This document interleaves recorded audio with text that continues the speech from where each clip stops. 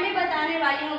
Can का use तो सब पढ़े हैं, सकता है, सकती है, सकते हैं, लेकिन यहाँ पे कीप आ गया है। कीप का मतलब होता है रह सकते, मतलब करते रह सकते, साथ में करते आ जाए तो आपको कीप का यूज करना ही करना है। और हाँ, सकता में लास्ट में ता है तो आपको प्रेजेंट इंडेफिनिट टेंस नहीं समझ लेना, ये एक प्रकार का यूज है। तो चलिए हम इसको आइडेंटिटी और स्ट्रक्चर के माध्यम से समझने की कोशिश करते हैं। तो आइडेंटिटी का मतलब करते रह सकते हैं, करते रह सकते हो।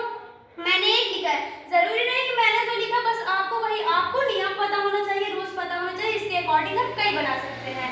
तो स्ट्रक्चर इसकी होती है सब्जेक्ट प्लस कैन की प्लस वर्ब की first form plus object plus other word.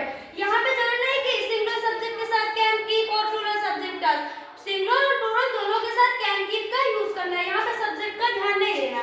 जैसे एग्जांपल, वह खेलता रह सकता है, वो सिंगुलर सब्जेक्ट है लेकिन हमें सिंगुलर या प्लूरल दोनों के साथ कैन की का यूज करना है।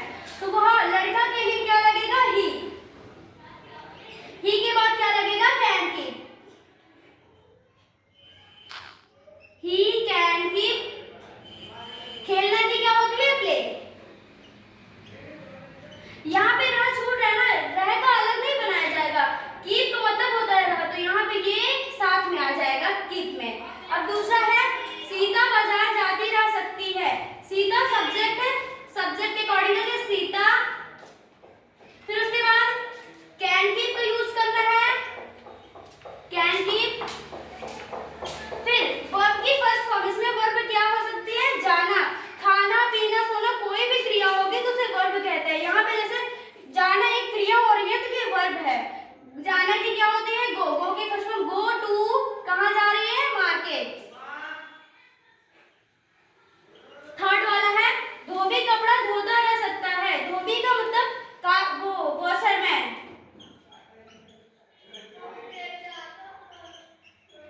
Washerman can keep. धोना की क्या होती है? वॉश। वर्ब की फर्स्ट फॉर्म वॉश, क्या धुल रहे? कपड़ा। वॉश दी क्लॉथ।